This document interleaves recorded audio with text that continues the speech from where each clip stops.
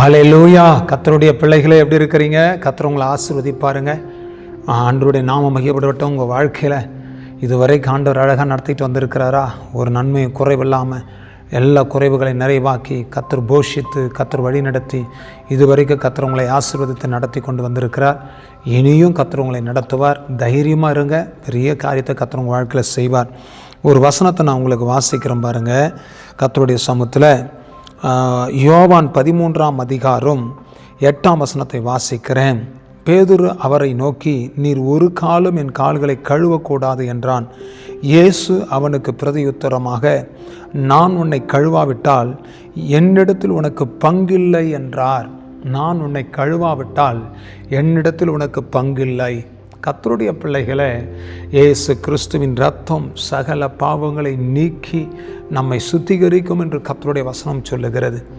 ஆம் தேவனுடைய பிள்ளைகளை, அவர் நம்மை கழுவாவிட்டால் யார் கழுவுவார்கள்? நம்முடைய பாவத்தின் கரைகளை நீக்க இயேசுவின் இரத்தம் தாங்க பெரிய ஒரு பாக்கியம்.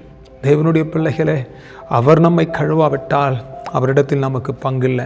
இன்றைக்கி நிறைய பேர் உலகத்தில் இருக்கிற சொத்துக்காக சுகத்துக்காக எனக்கு பங்கு கொடுங்கன்னு கேட்குறாங்க, எனக்கு அதை கொடுங்கன்னு கேட்குறாங்க, எனக்கு இது கொடுங்கன்னு கேட்குறாங்க.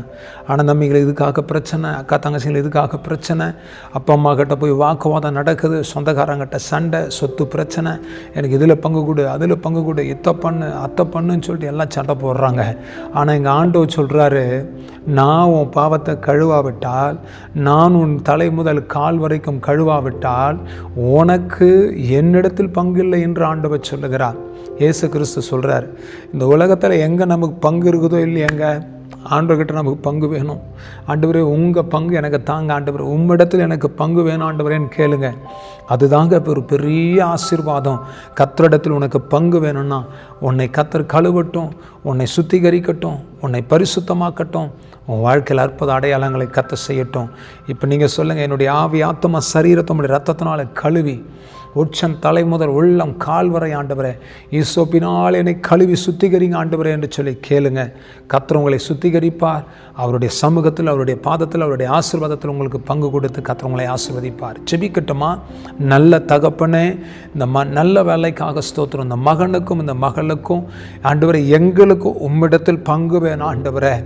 ஆண்டவரே, எங்களுடைய பாவங்கள் குறைகள் குற்றங்களை மன்னித்து கழுவி சுத்திகரித்து எங்களை பரிசுத்தமாக்கி ஆண்டவரே, உம்மிடத்தில் எங்களுக்கு பங்கு கிடைக்கும்படி கர்த்தர் செய்வீராக. ஆண்டவரே ஸ்தோத்திரம், உம்மிடத்தில் நிறைவான பங்கு எனக்கு உண்டு ஆண்டவரே. அந்த பங்கை நான் அனுபவிக்க கர்த்தர் உதவி வச்சு, நானே உங்கள் பங்குன்னு சொன்னீங்களே, எங்களுக்கு பங்காக இருந்து எங்களை கழுவி சுத்திகரித்து எங்களை சுத்திகரித்து பரிசுத்தப்படுத்துங்க ஆண்டவரே. இரத்தத்தினால் கழுவும், ஈசோப்பினால் கழுவும், குறைகள் குற்றங்களை நீக்கி இந்த பிள்ளைகளை சுத்திகரிங்க ராஜா. உங்கள் பங்குனால கர்த்தர் அந்த பிள்ளைகளை ஆசீர்வதித்து நடத்துங்க. இப்படி நாம மையப்படட்டும். இயேசு கிறிஸ்துவின் நாமத்தினால் ஆசீர்வதித்து ஜெபிக்கிறோம் நல்ல பிதாவே. ஆமென், ஆமென், ஆமென். God bless you. அவர் உங்களை கழுவுவார், அவர் உங்களை நடத்துவார். ஆமென்.